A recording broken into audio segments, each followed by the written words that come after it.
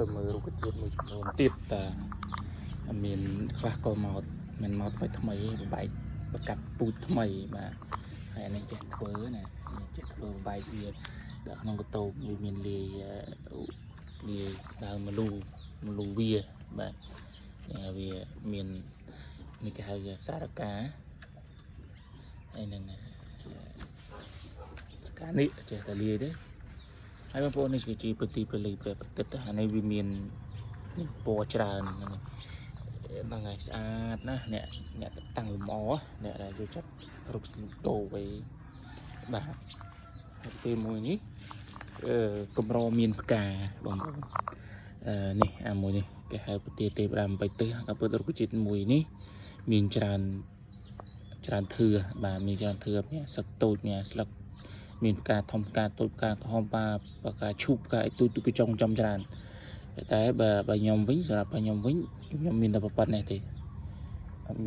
មានផ្កាទៀតតាមយូរអត់មានផ្កានៅមុខដល់ពេលខ្ញុំយកមកដាក់ក្រោយហើយព្យាយាមមកអត់ទឹកវាបងប្អូនកុំ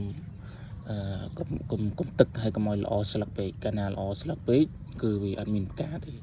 ខុសពីផ្សេងខ្ញុំគេរុក្ខជាតិនេះដើម្បីដែលខ្ញុំសម្គាល់ណាបាទហើយមើលចាប់ដល់មានផ្កាខ្លះនេះឲ្យស្អាតពណ៌ស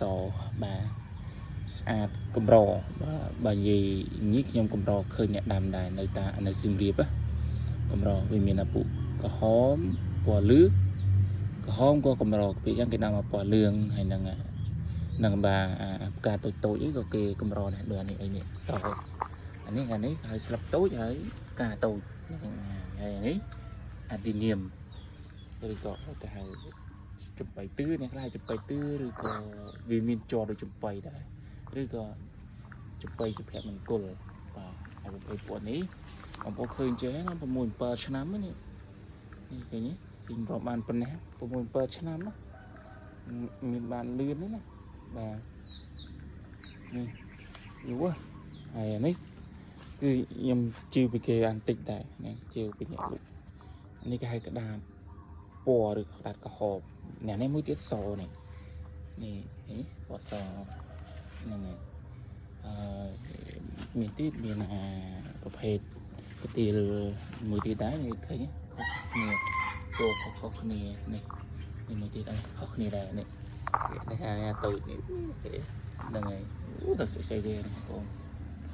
តោះនេះតើមានពេលស្មាតស្មៅម្ដងក៏នេះគេហៅស្លាពណ៌បាទស្លាពណ៌ហើយនឹង